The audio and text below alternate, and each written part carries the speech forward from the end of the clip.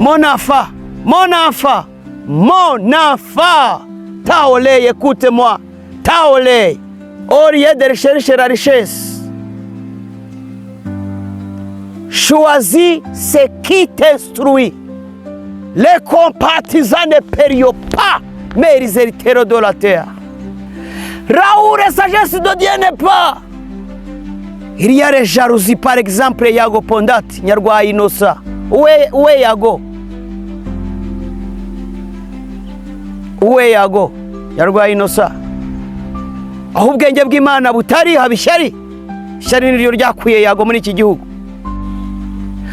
Pourquoi avez-vous oublié le message, homme pauvre qui vous a sauvé? Les paroles des sages dites avec calme valait mieux que écrit un chef qui dominait des essences. La sagesse est supérieure à la force, mais la sagesse dit pauvre est toujours méprisée. Cet homme sage pauvre, il y a couché dans une maison à ruine. Parmi ceux qui ont sauvé aujourd'hui, il y a qui ont des voitures, qui ont des camions, qui ont les machines, qui ont les massifs d'écriture de chats, qui sont industriels, qui sont les médecins, qui sont les étudiants. Certains résisteront pour la condamnation des plaies et les couvrir. Et ils les plaît là où le monde a déjà fermé la porte du salut. D'autres résisteront pour la vie éternelle. Ceux qui sont morts avec qui Jésus-Christ sont les véritables sages. Zaburi y'Ubugingo TV, impamba y'urugendo.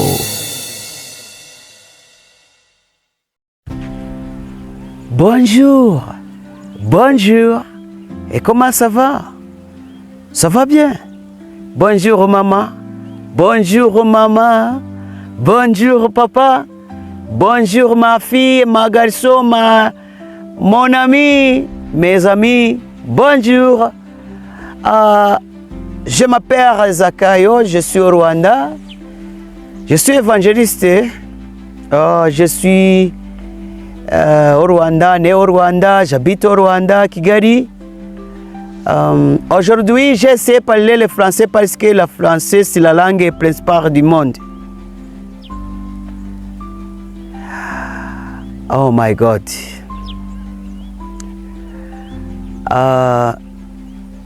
Ok. Lire Bible. Prenez Bible. Bible Hosea, chapitre 4, verset 6. Hosea, chapitre 4, verset 6. Lis. Mon peuple détruire de connaissances, Dieu est triste. Mon peuple détruire de connaissances, Dieu est triste. Écoutez-moi. Rota passé, il y a les lois différentes dans le monde. Par exemple, au Rwanda, il y avait le roi Musinga, le roi Ndahiro Cyamatare, le roi Mibambwe Sekarongoro, etc. À Burundi, il y avait Mutaga wa Kabiri Nyamubi. Italie, il y a Constantin, Asia, Nebuchadnezzar, Pharaon, David, etc.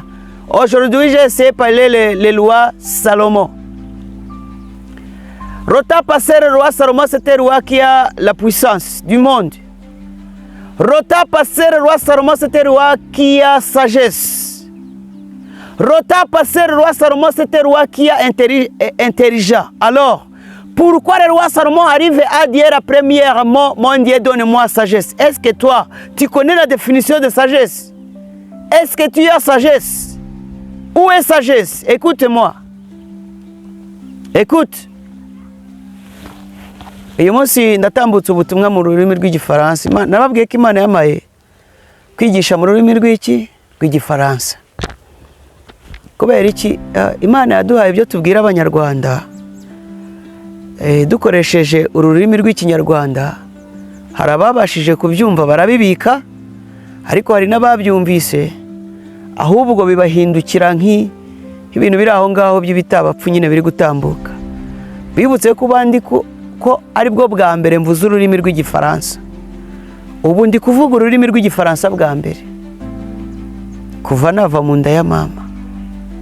Ubu nibwo ndi kuvuga ururimi rw'igifaransa bwa mbere. Imana yarambwiye ngo mu gihe uzajya uba ugiye kunyamamaza, nzajya nguha ibyo uvuga nuko ubivuga. Uyu munsi rero Imana inejeje umutima wanjye kubera ko bije mu rurimi rw'iki? Rw'igifaransa. Nibwo bwa mbere ngiye kwigisha mu gifaransa, ni nabwo bwa mbere umuntu yaba mbonye kuri kamera ndi kwigisha mvuga igifaransa. Rero kubavuga ururimi rw'igifaransa ubwo tugendane, yego rata, sibyo? Aho muza kumva ijambo ritakaye ntimubitwerereza akayo, Mwuka Wera muba ari we mubibaza. Twagiye. Le roi Salomon a dit, il y a quelque chose que j'ai vu sur le ciel. La première, quand la coulée s'est commencée et que le coup le fait le tentu, lorsque la flèche était les jambes, j'ai compris que ce ne sont pas les héros qui gagnent la bataille, mais la bataille, c'est qu'un véritable voyant. C'est un, deux. Le roi Salomon a dit, ce ne sont pas les efforts qui arrivent les premières. Trois. Le roi Salomon a dit, les sagesses, ce ne sont pas qui ont la nourriture. 4. Les intelligences, ce ne sont pas qui ont la faveur. 5. Les avisés, ce ne sont pas qui ont possédé la richesse. Mais ces retards et circonstances arrivent à tout. Ces retards et circonstances arrivent à tout maman. Ces retards et circonstances arrivent à tout papa. Ces retards et circonstances arrivent à tous les soldats, à tout police, à tout muhinzi, à tout munyonzi. Ces retards, ibihe n'ibigwirira abantu biba kuri bangahe? Kuri bose.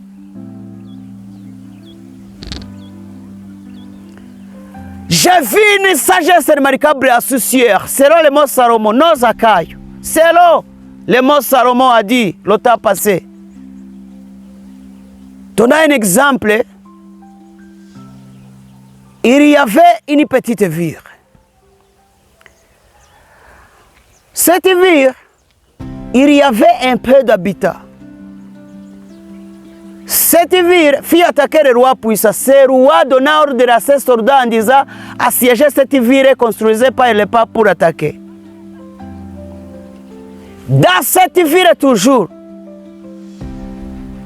il y avait un homme pauvre, messager, homme intègre, homme responsable, respectueux, qui a Saint-Esprit.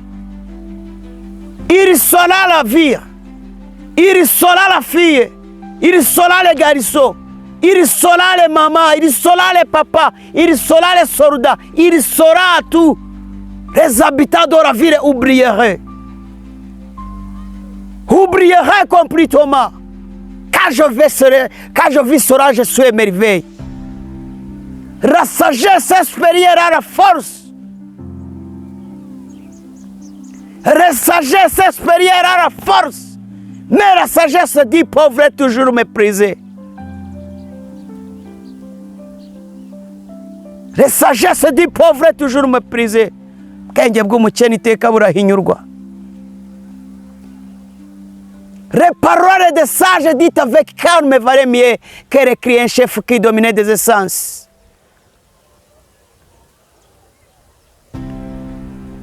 La sagesse vaut mieux que les cris d'armes de guerre. Mais un seul pécheur peut détruire beaucoup de biens. Se murumvi yari AI ra kaduhanure no mu gifaransa. La sagesse vaut mieux que les cris, l'arme de guerre. Ubwenge buruta intwaro z'intambara. Mais un seul pécheur peut détruire beaucoup de biens. Ariko umunyabyaha yoreka imbaga akayirimbura.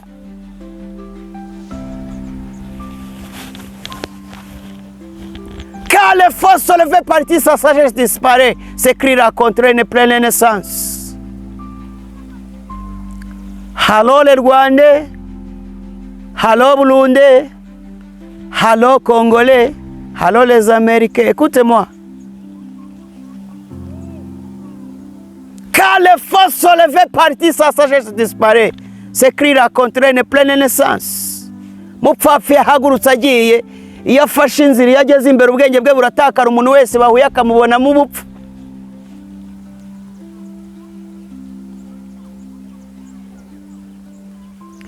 Pourquoi avez-vous oublié vos messages, vos pauvres qui vous a sauvé? Donnez-moi la réponse. Est-ce que tu as réponse? Tu as réponse? Donnez-moi réponse. Où est réponse? Pourquoi avez-vous oublié vos messages, vos pauvres qui vous a sauvé? Et pourtant il aura pu arriver, c'est ton message, pauvre mère. C'est lui qui commence pour les autres d'hier à récompensera bien.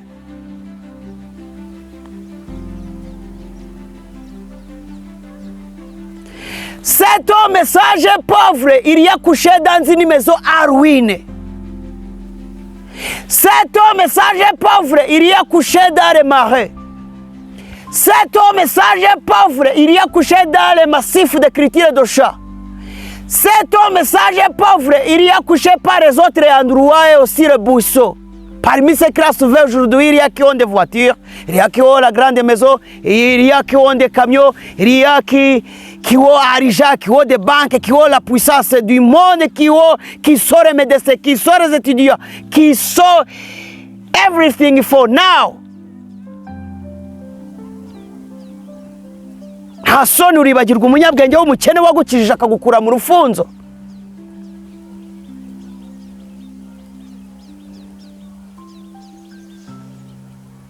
Uramwibagirwa nta soni. C'est lui qui commence, c'est lui qui bien le fait, c'est lui qui l'a fait au humble. Mon enfant, Taolei, écoute-moi, Taolei.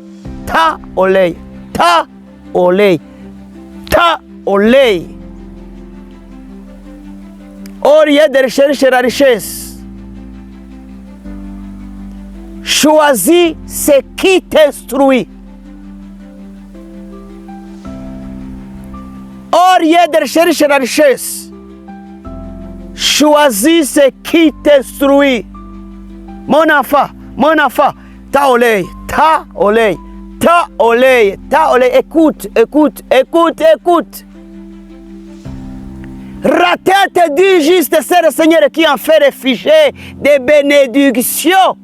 Je répète, la tête du juste, c'est le Seigneur qui en fait réfugier des bénédictions. Umutwe w'umukiranutsi, Uwiteka ugize ubuturo bw'amahirwe. La bivo bere shadosi kedo bivo. La ya tata ya simevo kedo shadosi. La ya pevo bire kedo saya do mevo be. Shayadosi. Écoute, la mère, c'est le Seigneur qui lui donne les limites. C'est le Seigneur qui lui donne les limites. Inyanja Uwiteka yihaye urubibi rwayo. Récompatisa ne perio pas mais héritero de la terre. Parlez alléluia. Dis-le alléluia. Parlez alléluia.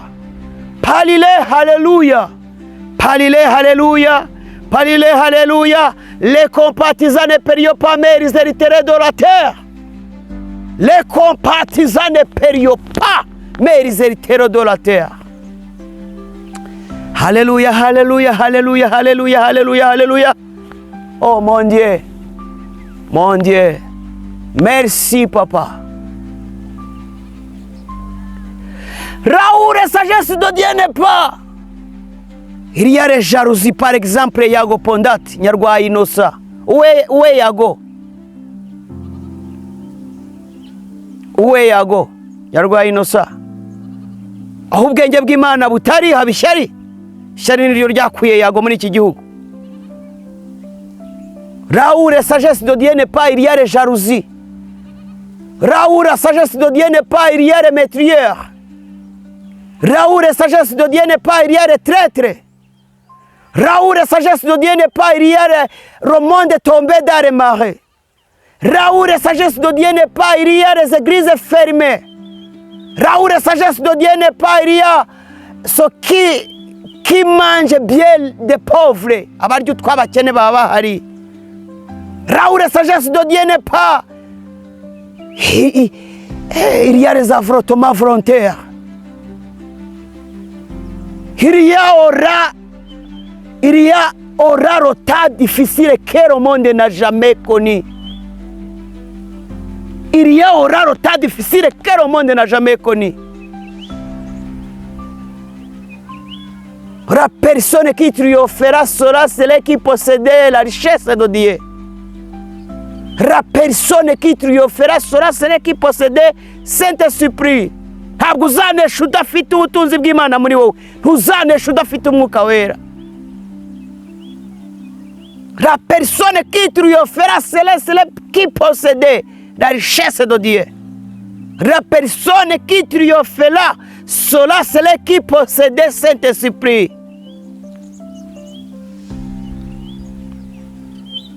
Écoute, écoute. Mon peuple détruira de connaissances. Dieu est triste.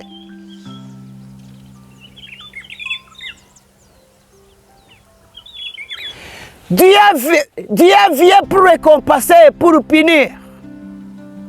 Dieu vient mettre fin au mépris. Dieu vient juger le monde.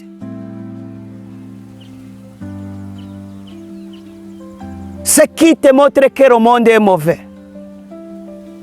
Quand enfant né Amérique, quand enfant né Afrique, quand enfant né Asie, quand enfant né le roi Faisal, quand enfant né CHK, quand enfant né poste de santé d'Ondera, le monde accueilli par de pleurs.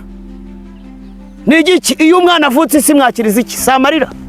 Le monde accueilli par de pleurs.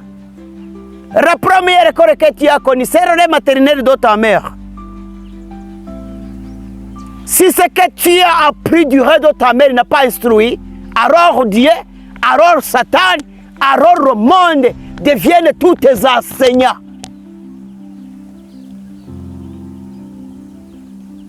Ok, ngasubiremo.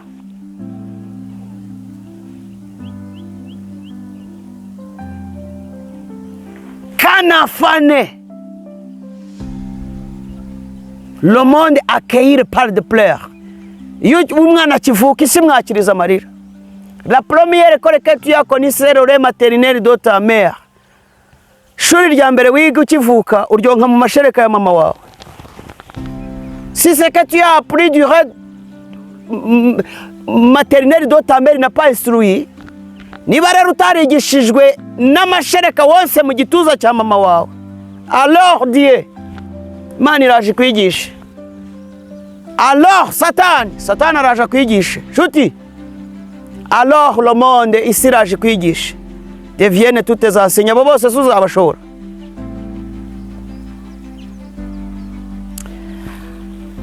Amag the Black, c'est un musicien qui se trouve au Rwanda, né à Luturusu.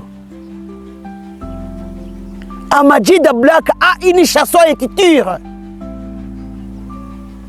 Nous sommes à l'école avec Blues Melody. Nous sommes à l'école. Ayo mashuri mudusaba twarayarangije, abanza n'ayisumbuye twarayarangije, sayo gusa n'aya kaminuza twarayarangije. Pourquoi ne l'écoutes-tu pas au lieu seulement écouter les instruits? Toujours écouter les instruits, les instruits, les instruits. Où est la sagesse? Où est la sagesse? Pourquoi ne l'écoutes-tu pas? Nous sommes à l'école. Au lieu seulement les matins, le soir, écoute les instruits. Nikutu tumva turi ku ishuri ukumva kanda amazi. Bwenge bwagiye he?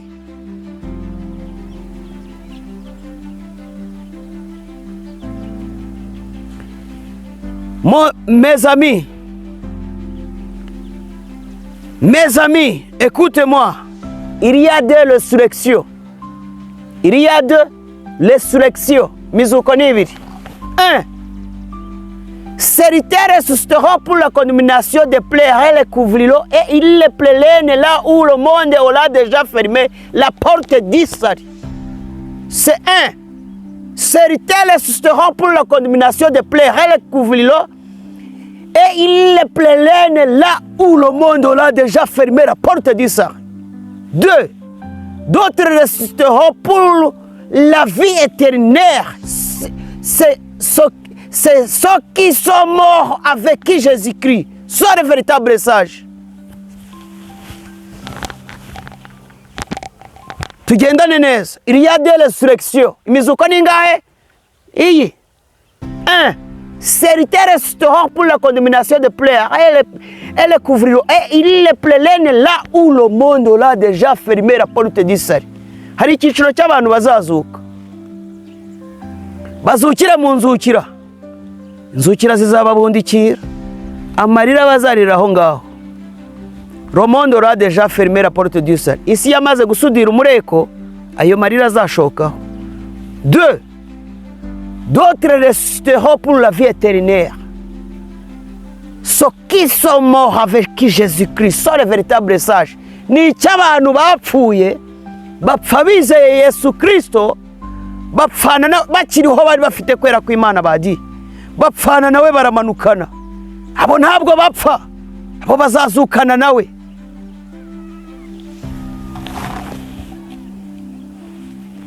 Le monde va vers une catastrophe. Le monde va vers une catastrophe.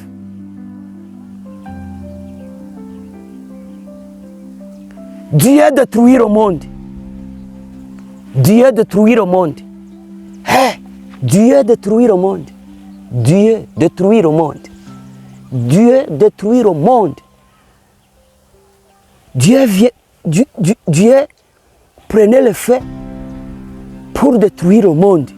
Ok, reka tubidefande gutyo. Dieu prenait le fait, vient détruire le monde. Dieu descendit sur la montagne sainte. Dieu descendit sur la montagne sainte.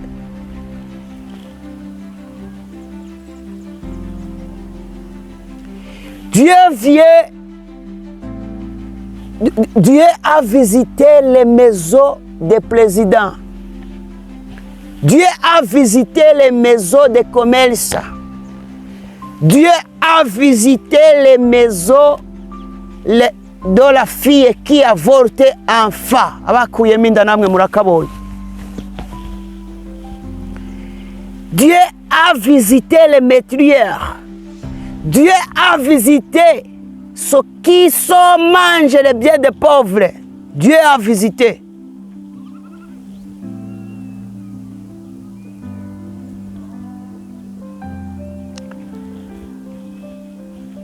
Ne voyez, trompez pas. On ne se manque pas Dieu. Ne voyez, trompez pas, mais on ne se manque pas Dieu.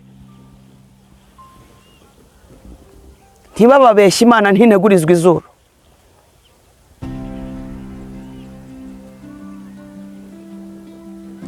Ce que tu as récolteras, ce que tu as semé, ce que tu récolteras. Ce que tu as semé la vie, récoltera la vie. Ce que tu as semé la mort, récoltera la mort. Ce que tu as l'amour, ce que tu as semé l'amour, récoltera l'amour. Ayez d'amour, parce que Dieu c'est l'amour. Lire, prenez, lire Jean 3,16. Jean 3,16. Car Dieu a tant aimé le monde qu'il a donné son Fils unique. Car Dieu a tant aimé moi et toi, il a nous, vous, tous, et les habitants du monde. Qu'il a donné son Fils unique. Qu'il a donné son Fils unique. Afin que quiconque croit en lui ne périsse point, mais qu'il ait la vie éternelle.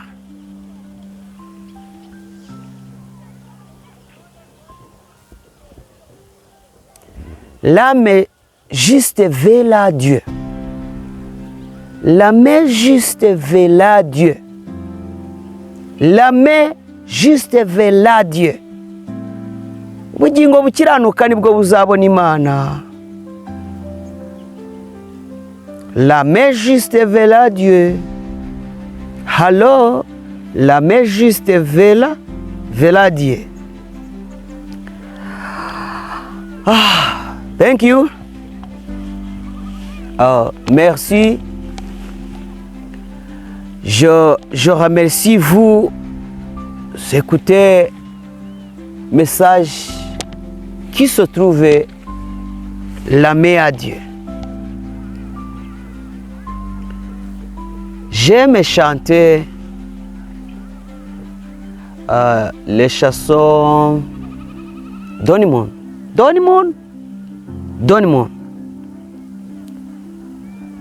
Reçois de moi, repas au fait qui te dire, rabouter de ton nom, et mon âme est perdue. Je vais n'être qu'à toi. Jésus, je t'aime. Reçois du paix que je trouve à donner. Ton amour que mes yeux n'aient pas su te donner. Je vais n'être qu'à toi. Jésus, je t'aime. Rien n'est plus beau que ton nom. Rien n'est plus saint que le sang du pardon. Je vais n'être qu'à toi, Jésus mon roi.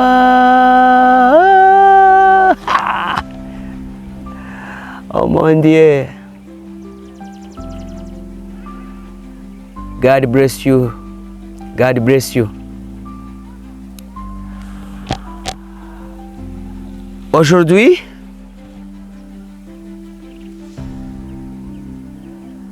message qui se trouve à Dieu, fini. Fini.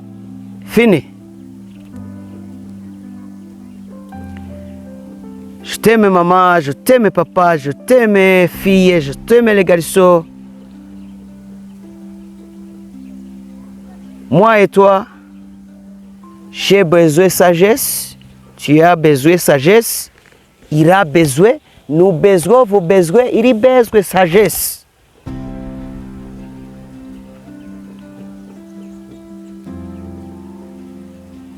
Merci. Au revoir.